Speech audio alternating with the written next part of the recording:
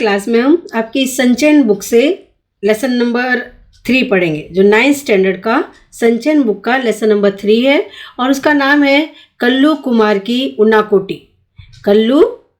कल्लू कुमार की उनाकोटी। ये जो इसके लेखक हैं के विक्रम सिंह। लेखक के विक्रम सिंह का ये एक यात्रा वृत्तांत है। उन्होंने एक यात्रा की थी, उसके बारे में लिखा है। एक टीवी कार्यक्रम की शूटिंग करने के लिए पहुंचे लेखक ने त्रिपुरा की यात्रा की। त्रिपुरा में वो शूटिंग करने गए थे, तो वहाँ जो उनमें अनुभव हुआ, वहाँ की भौगोलिक स्थिति, संस्कृति, वहाँ के जनजातीय समाज, संगीत, वाद्य यंत्र, घरेलू उद्योग धंधे, आधुनिक कृषि परंपरा, धार्मिक रीति रिवाज और मान्यताओं का वर्णन संक्षिप्त रूप से और पर बहुत ही रोचक ढंग से इस लेसन में प्रस्तुत किया है, जिसको आज हम आपके साथ में डिस्कस करने वाले हैं। उसका नाम है कल्लू कुमार की उनाकोटी। ओके, तो कौन है इसके लेखक? के विक्रम सिंह।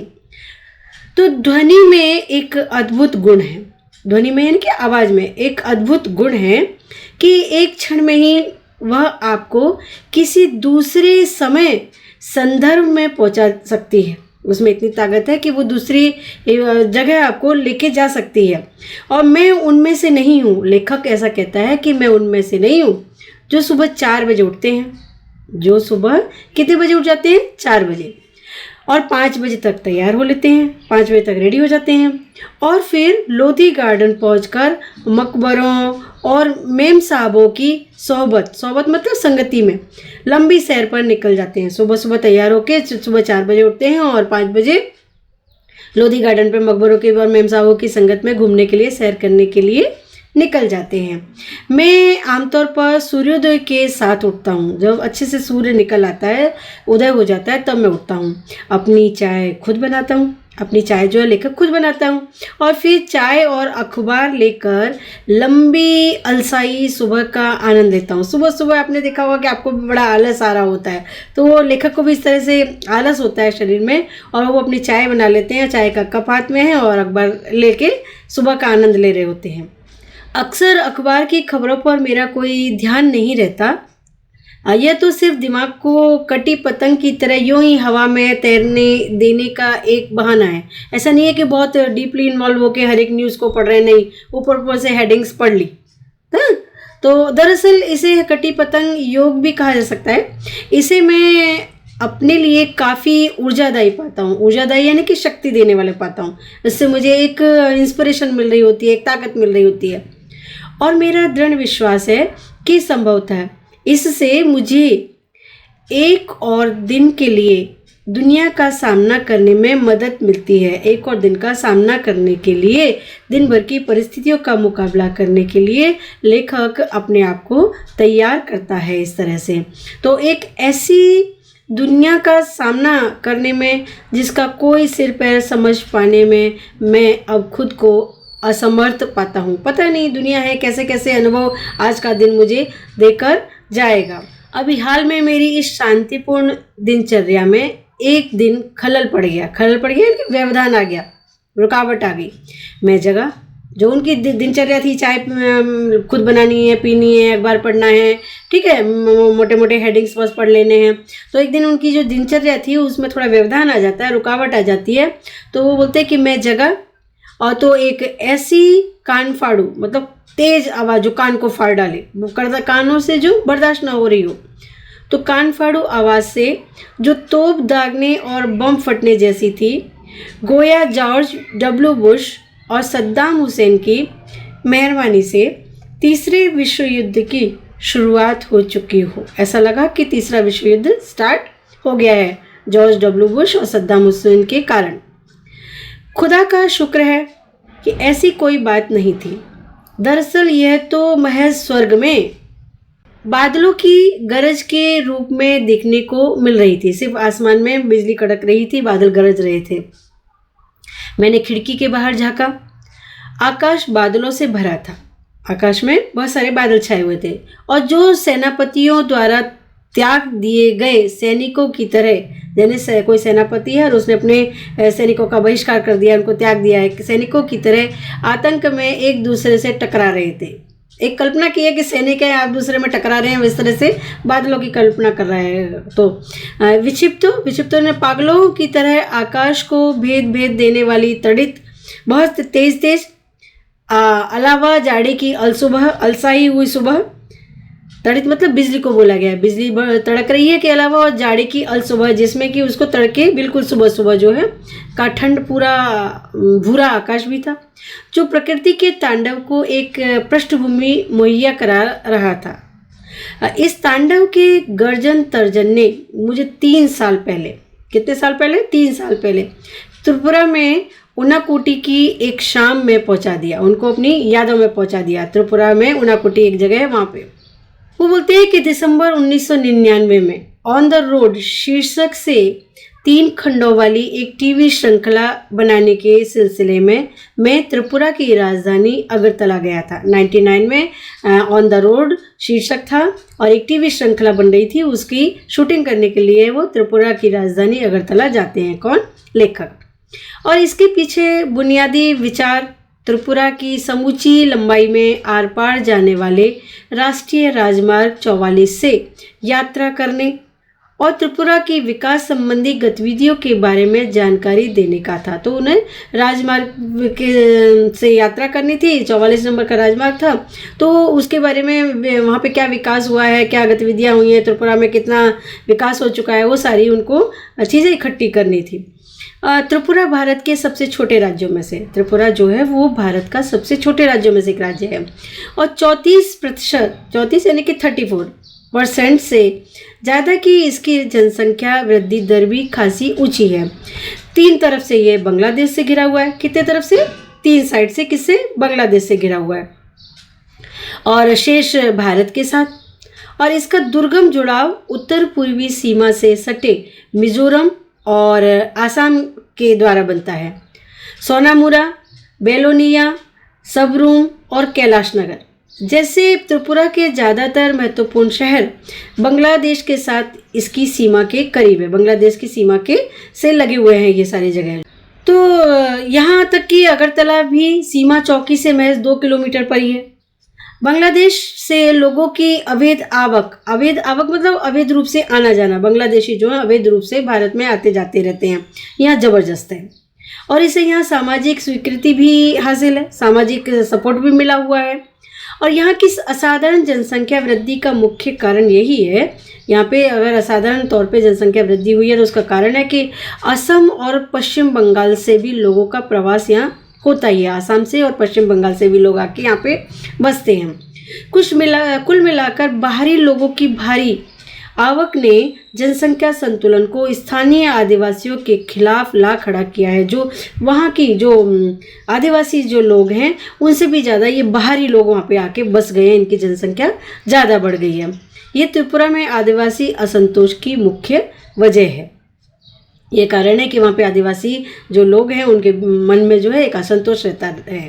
पहले 3 दिनों में मैंने अगरतला और इसके इर्द गिर्द शूटिंग की। लेखक ने 3 दिन तक अगरतला और उसके आजू बाजू की जितनी भी अच्छी जगह थी उसकी शूटिंग करता है, जो कभी मंदिरों और महलों के शहर के रूप में जाना जाता था। अगरतला जो है वो कभी मंदिरों और महलों के शहर के रूप में जाना जाता था। उज्जैन महल अगरतला का मुख्य महल है। कौन सा महल? उज्जैन महल। इसमें जिसमें अब वहाँ की राज्य विधानसभा बैठती है, वहाँ पे विधानसभा बैठती है क्योंकि वो अगरतला राजधानी है वहाँ पे, इसलिए राजाओं से आम जनता को हुए सत्ता हस्तांतरण मतलब कि एक हाथ से दूसरे हाथ को दे देना है ना, एक व्यक्ति से हाथ से दूसरे व्यक्ति के हाथ में जाना, तो सत्ता दूसरे के हाथ में चली गई। को ये महल अब नाटकीय रूप में प्रतीकित का मतलब होता है कि अभिव्यक्त करता है। इसे भारत के सबसे सफल शासक वंशों में से एक लगातार 183 क्रमिक राजाओं द्वारा त्रिपुरा के माणिक्य वंश का दुखद अंत ही कहेंगे। जो माणिक्य वंश था वहाँ का, उसका दुखद अंत हुआ था। त्रिपुरा में लगातार बाहरी लोगों के आने से कुछ समस्याएं पैदा हुई हैं। बाहरी लोग हमने बताया आपको कि आसाम से, बांग्लादेश से और वेस्ट बंगाल से वहाँ पे आते रहते हैं, जिसकी वजह से काफ़ी समस्याएं वहाँ पे पैदा हो रखी हैं। लेकिन इसके चलते यह राज्य बहुधार्मिक, बहुत सारे धर्मों को मानने वाला समाज का उदाहरण भी बना हुआ है। त्रिपुरा में 19 अनुसूचित जनजातियां हैं। कितनी? 19 अनुसूचित जनजातियां। और विश्व के चारों बड़े धर्मों का, विश्व के जो 4 बड़े धर्म हैं का प्रतिनिधित्व मौजूद है यहाँ पे। उनका प्रतिनिधित्व है, मतलब हर धर्म के लोग वहाँ पे मौजूद है। 4 धर्म जो हमारे मुख्य हैं। तो अगरतला के बाहरी हिस्से पैचार थल में मैंने एक सुंदर बौद्ध मंदिर देखा। पूछने पर मुझे बताया गया कि त्रिपुरा के 19 कबीलों में से 2 यानी चकमा और महायानी बौद्ध हैं। जो 19 कबीले हैं उसमें से 2 जो हैं ये चकमा और महायानी जो है ये बौद्ध धर्म को मानने वाले हैं। और ये कबीले त्रिपुरा में बर्मा या म्यांमार से चटगांव के रास्ते आए थे। कबीले जो है कहाँ से आए? त्रिपुरा में बर्मा या म्यांमार से चटगांव के रास्ते आए थे। दरअसल इस मंदिर की मुख्य बुद्ध प्रतिमा भी 1930 के दशक में रंगून से लाई गई थी। यहाँ पे जो मंदिर में बुद्ध भगवान की प्रतिमा रखी गई है वो भी 1930 में रंगून से लाकर यहाँ पे स्थापित की गई थी।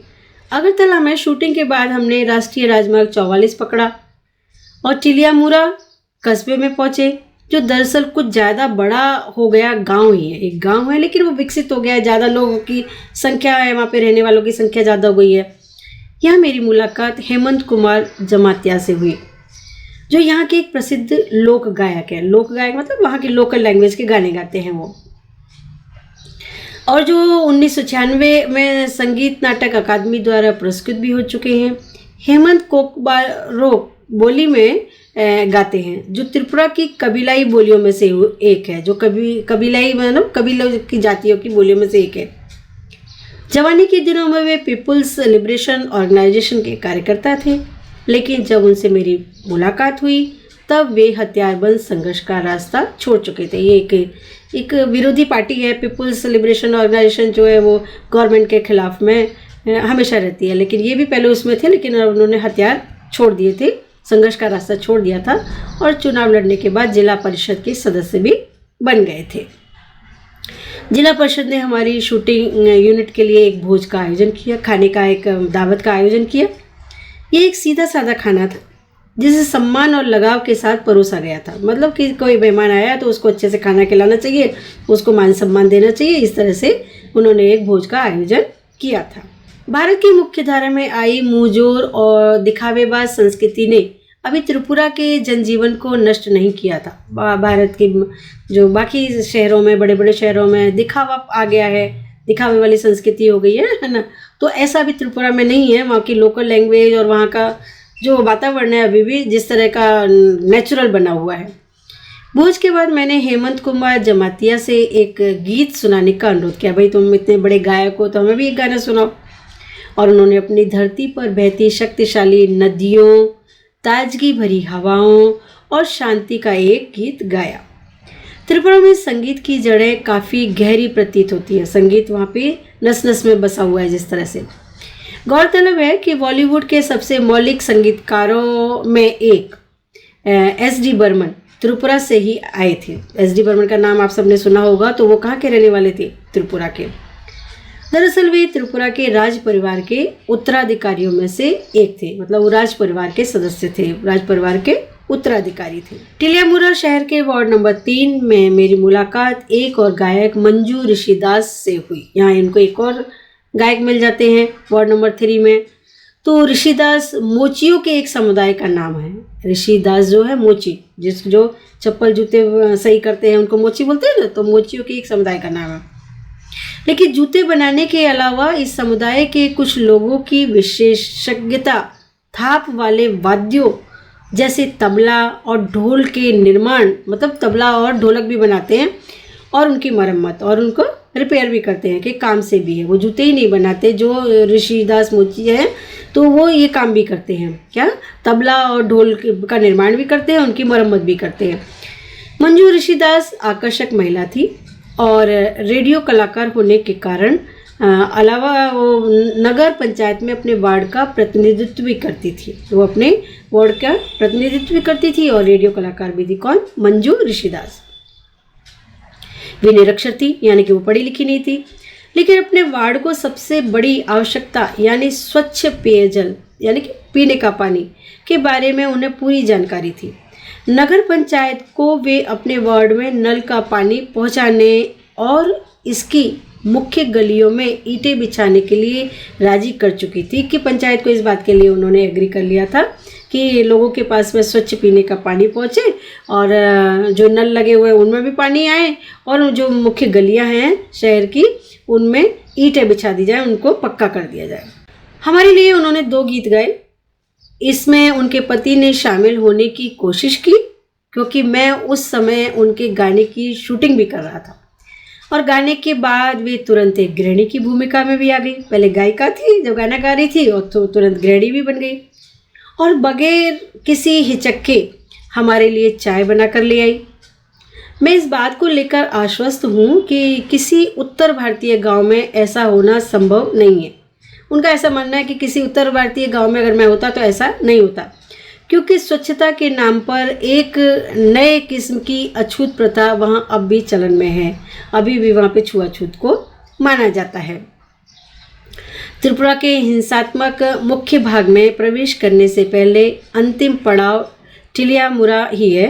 राष्ट्रीय राजमार्ग 44 पर हमारे 83 किलोमीटर यानी मनु तक की यात्रा के दौरान ट्रैफिक सीआरपीएफ की सुरक्षा में काफिलों की शक्ल में चलता है। मुख्य सचिव और आईजी सीआरपीएफ से मैंने निवेदन किया था कि वे हमें घेरेबंदी में चलने वाले काफिले के आगे आगे चलने दें, हमें काफिले के आगे आगे चलने दें। थोड़ा सा नानुकुर के बाद, थोड़ी देर मना करने के बाद वे इसके लिए तैयार हो गए, लेकिन उनकी शर्त यह थी कि मुझे और मेरे कैमरामैन को सीआरपीएफ की हथियारबंद गाड़ी में चलना होगा और यह काम हमें अपने जोखिम पर करना होगा।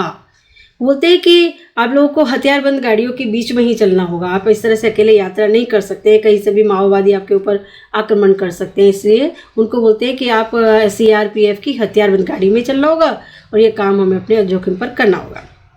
काफिला दिन में 11 बजे के आसपास चलना शुरू हुआ। मैं अपनी शूटिंग के काम में ही इतना व्यस्त था कि उस समय तक डर के लिए कोई गुंजाइश ही नहीं थी। जब तक मुझे सुरक्षा प्रदान कर रहे सीआरपीएफ कर्मी ने साथ की निचली पहाड़ियों पर इरादतन रखे 2 पत्थरों की तरफ मेरा ध्यान आकर्षित किया। एक सीआरपीएफ का एक सिपाही होता है, वो उनका लेखक का ध्यान आकर्षित करता है कि इरादतन मतलब इंटेंशनली देखिए कि 2 पत्थर किस तरह से रखे गए हैं हमारे ऊपर फेंकने के लिए। और 2 दिन पहले हमारा एक जवान यही विद्रोहियों द्वारा मार डाला गया था। वो सीआरपीएफ का जवान बनाता है कि हमारा एक साथी था, उसको इन्होंने मार दिया था विद्रोहियों ने।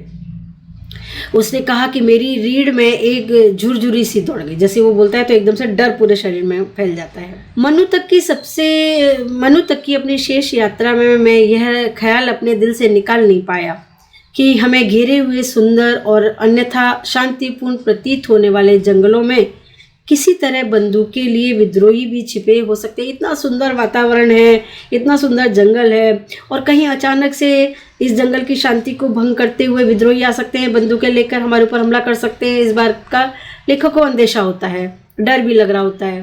त्रिपुरा की प्रमुख नदियों में से एक मनु नदी के किनारे स्थित मनु एक छोटा कस्बा है। जिस वक्त हम मनु नदी के पार जाने वाले पुल पर पहुंचे, सूर्य मनु के जल में अपना सोना उड़ेल रहा था, यानी कि वो डूब रहा था। तो वहाँ ऐसा लग रहा था कि सोना उड़ेल रहा है वो। वहाँ मैंने एक काफिला देखा, एक साथ बंधे हजारों बांसों का एक काफिला किसी विशाल ड्रैगन जैसा दिख रहा था और नदी पर बहा चला जा रहा था। डूबते सूरज की सुनहरी रोशनी उसे सुलगा रही थी और प्रकाशित कर रही थी और हमारे काफिले को सुरक्षा दे रही सीआरपीएफ की एक समूची कंपनी के उलट इसकी सुरक्षा का काम सिर्फ 4 व्यक्ति संभाले हुए थे। कितने व्यक्तियों ने संभाल रखा था? सिर्फ 4 व्यक्तियों ने। अब हम उत्तरी त्रिपुरा जिले में आ गए थे। यहाँ की लोकप्रिय घरेलू गतिविधियों में से एक है अगरबत्तियों के लिए बांस की पतली सीकें तैयार करना। आपने देखा होगा कि घरों में अगरबत्ती जलाते हैं तो उसमें अंदर सीख लगी रहती है ना एक, तो ये लोग जो है बांस में से काट काट के पतली पतली सीकें तैयार करते हैं, फिर दूसरी जगह जाके वो सीकों के ऊपर मसाला लगाया जाता है, तब अगरबत्ती बनती है। अगरबत्तियों बनाने के लिए इन्हें कर्नाटक और गुजरात भेजा जाता है। कर्नाटक गुजरात में अगरबत्ती बनती है, तो वहाँ पे ये स्टिक भेजी जाती है। उत्तरी त्रिपुरा जिले का मुख्यालय कैलाश शहर है, जो बांग्लादेश की सीमा के काफ़ी करीब है।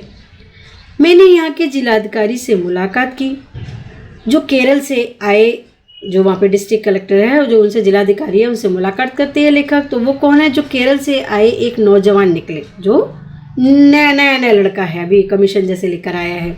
वे तेज़ तर्रार, बहुत तेज़, मिलनसार, मतलब अच्छे स्वभाव के और उत्साही व्यक्ति थे। चाय के दौरान उन्होंने मुझे बताया कि TPS टरू पोटैटो सीड्स की खेती को त्रिपुरा में, खासकर उत्तरी जिले में किस तरह सफलता मिली है। आलू की बुवाई के लिए आमतौर पर पारंपरिक आलू के बीजों की ज़रूरत 2 मीट्रिक टन प्रति हेक्टेयर पड़ती है। आलू जब उगाते हैं तो कैसे ज़मीन में उसको बोते हैं, एक एक आलू को लगाया जाता है, ठीक है, ऊंची ज़मीन करके। तो बोलते हैं कि आलू की बुआई के लिए आमतौर पर पारंपरिक आलू जो होता है, बीजों की ज़रूरत जो होती है वो 2 मीट्रिक टन प्रति हेक्टेयर पड़ती है। और इसके बरक्स TPS की सिर्फ 100 ग्राम मात्रा ही, कितनी वहाँ पे कितना था देखो, 2 मीट्रिक टन, और यहाँ पे 100 ग्राम मात्रा ही 1 हेक्टेयर की बुआई के लिए काफ़ी होती है। त्रिपुरा से TPS का निर्यात अब न सिर्फ असम, मिजोरम, नागालैंड और अरुणाचल प्रदेश को, बल्कि बांग्लादेश, मलेशिया और वियतनाम को भी किया जाता है। कलेक्टर ने अपने एक अधिकारी को हमें मुराई गांव ले जाने को कहा, और जहां TPS की खेती की जाती है। फिर जिलाधिकारी ने अचानक मुझसे पूछा कि क्या आप उनाकोटी में शूटिंग करना पसंद करेंगे। अचानक से वो बोलते हैं कि क्या उनाकोटी में आप शूटिंग करना पसंद करेंगे। यह नाम मुझे कुछ जाना पहचाना सा लगा, लेखक को ये नाम जो कुछ जाना पहचाना सा लगता है, लेकिन इसके बारे में मुझे कोई जानकारी नहीं थी। जिलाधिकारी ने आगे बताया कि ये भारत का सबसे बड़ा, नहीं तो सबसे बड़े शैव तीर्थों में से एक है। संसार के इस हिस्से में जहाँ युगों से स्थानीय आदिवासी धर्म ही फलते फूलते रहे हैं, एक शैव तीर्थ है। जिलाधिकारी के लिए मेरी उत्सुकता स्पष्ट थी, मुझे उत्सुकता होने लगी। यह जगह जंगल में काफ़ी भीतर है, हमको जंगल के भीतर काफ़ी जाना पड़ेगा। हालांकि यहाँ से इसकी दूरी सिर्फ 9 किलोमीटर है। अब तक मेरे ऊपर इस जगह का रंग चढ़ चुका था, मतलब एक एक्साइटमेंट पैदा हो चुका था कि मुझे इस जगह को जाके देखना है। टिलियामुरा से मनु तक की यात्रा कर लेने के बाद मैं खुद को ज़्यादा साहसी भी महसूस करने लगा था, मतलब एक कॉन्फिडेंस डेवलप हो गया था लेखक के अंदर। मैंने कहा कि मैं निश्चित ही वहाँ जाना चाहूँगा, और यदि संभव हुआ तो इस जगह की शूटिंग करना भी मुझे अच्छा लगेगा, इस जगह की शूटिंग करना भी मैं पसंद करूँगा। अगले दिन जिलाधिकारी ने सारे सुरक्षा इंतजाम किए, और यहाँ तक कि उनाकोटी में ही हमें लंच कराने का प्रस्ताव भी रखा कि आपको लंच भी उनाकोटी में कराया जाएगा। वहाँ हम सुबह 9 बजे के आसपास पहुँच गए, लेकिन 1 घंटे हमें इंतज़ार करना पड़ा, क्योंकि खासे ऊंचे पहाड़ों से घिरी होने के चलते इस जगह सूरज की रोशनी 10 बजे ही पहुँच पाती है। उन इतने गहने गहरे जंगल हैं वो कि वहाँ पे 10 बजे के बाद ही रोशनी पहुँच पाती है, उजाला पहुँच पाता है, तभी वहाँ पे चलना संभव हो पाता है। उनाकोटी का मतलब है 1 कोटि, यानी 1 करोड़ से 1 कम। दंत कथा, प्राचीन कथा है के अनुसार कि उनाकोटी में शिव की 1 कोटि से 1 कम मूर्तियाँ हैं। शिव की 1 कोटि से 1 कम मूर्तियाँ हैं। विद्वानों का मानना है कि यह जगह 10 वर्ग किलोमीटर से कुछ ज़्यादा इलाके में फैली है, और पाल शासन के दौरान 9वीं से 12वीं सदी तक के 300 वर्षों में यहाँ चहल पहल रहा करती थी। पहाड़ों को अंदर से काटकर यह विशाल आधार मूर्तियाँ बनी हैं। बहुत सारी मूर्तियाँ पहाड़ों को काट काट के मूर्तियाँ बनाई गई हैं। एक विशाल चट्टान है, ऋषि भगीरथ का नाम सुना होगा आपने अगर तो जो भागीरथ ऋषि थे ना, ऋषि भगीरथ जो थे वो गंगा को ज़मीन पर लेकर आए थे, उनके 100 पुत्रों का उद्धार हुआ था।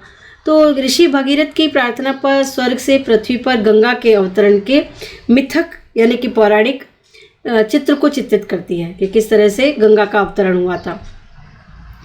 गंगा अवतरण के धक्के से कहीं पृथ्वी धंसकर पाताल लोक में न चली जाए। ऐसा माना जाता है कि अगर इतने शंकर भगवान की जटाओं में से जो गंगा है, अगर वो पूरे वेग के साथ धरती पे गिरती तो क्या होता, तो पाताल में चली जाती सीधी। तो गंगा अवतरण के धक्के से कहीं पृथ्वी धंसकर पाताल लोक में न चली जाए, लिहाजा शिव को इसके लिए तैयार किया गया। गंगा का जो अवतरण हो रहा था तो उसके लिए शिव को भी तैयार किया गया कि वे गंगा को अपनी जटाओं में उलझा लें। गंगा को जो है वो अपनी जटाओं में उलझा लें और इसके बाद इसे धीरे धीरे पृथ्वी पर बहने दें।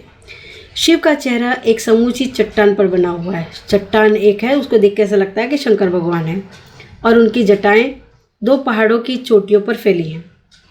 भारत में शिव की यह सबसे बड़ी आधार मूर्ति है, सबसे बड़ी मूर्ति है ये भारत में। पूरे साल बहने वाला एक जलप्रपात, एक झरना पहाड़ों से उतरता है, जिसे गंगा जितना ही पवित्र माना जाता है। ये पूरा इलाका है शब्दशः और देवियों देवताओं की मूर्तियों से भरा पड़ा है। यहाँ पे जो है बहुत सारी देवी देवताओं की मूर्तियाँ हैं। प्रत्येक शब्द के अनुसार शब्दशः का मतलब है, तो देवी देवता और मूर्तियों से भरा हुआ है। इन आधार मूर्तियों के निर्माता अभी चिन्हित नहीं किए जा सके। स्थानीय आदिवासियों का मानना है कि इन मूर्तियों का निर्माता कल्लू कुमार था। यहाँ के जो लोग हैं उनका मानना है कि कल्लू कुमार ने इन मूर्तियों का निर्माण किया था। वह पार्वती का भक्त था और शिव पार्वती के साथ उनके निवास कैलाश पर्वत पर जाना चाहता था। वह शिव और पार्वती के पास जाके कैलाश पर्वत पर रहना चाहता था।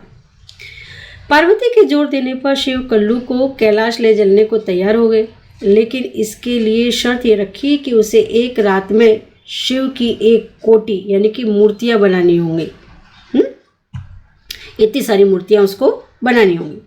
कल्लू अपनी धुन के पक्के ये व्यक्ति की तरह इस काम में जुट गया, लेकिन जब सुबह हुई तो मूर्तियां 1 कोटि से 1 कम निकली, 1 करोड़ से 1 कम निकली। कल्लू नाम की इस मुसीबत से पीछा छुड़ाने का अड़े शिव ने इसी बात को बहाना बनाते हुए कल्लू कुमार को अपनी मूर्तियों के साथ उनाकोटी में ही छोड़ दिया और चलते बने। उसको उनाकोटी में छोड़ के चले गए। उनको तो एक बहाना चाहिए था, जानबूझ के उन्होंने उससे 1 मूर्ति कम बनवाई थी, नहीं तो वो कैलाश पर उनके साथ चला जाता। इस जगह की शूटिंग पूरी करते शाम के 4 बज गए। सूर्य के ऊंचे पहाड़ों के पीछे जाते ही उनाकोटी में अचानक भयानक अंधकार छा गया। मिनटों में जाने कहाँ से बादल भी घिर आए। जब तक हम अपने उपकरणों को समझते, मतलब जो उनके इंस्ट्रूमेंट थे उनको सबको इकट्ठा करते, बादलों की सेना गर्जन तर्जन के साथ कहर बरपाने लगी। शिव का तांडव शुरू हो गया था और जो कुछ वैसा ही था जैसा मैंने 3 साल बाद जाड़े की एक सुबह दिल्ली में देखा, और जिसने मुझे एक बार फिर उनाकोटी पहुंचा दिया था। कहाँ पहुंचा दिया था उनको? उनाकोटी में, कि किस तरह से गर्जन के साथ में वहाँ पे बारिश होने लग गई थी। तो होप आप लोगों को ये लेसन बहुत अच्छे से समझ में आ गया होगा। Thank you.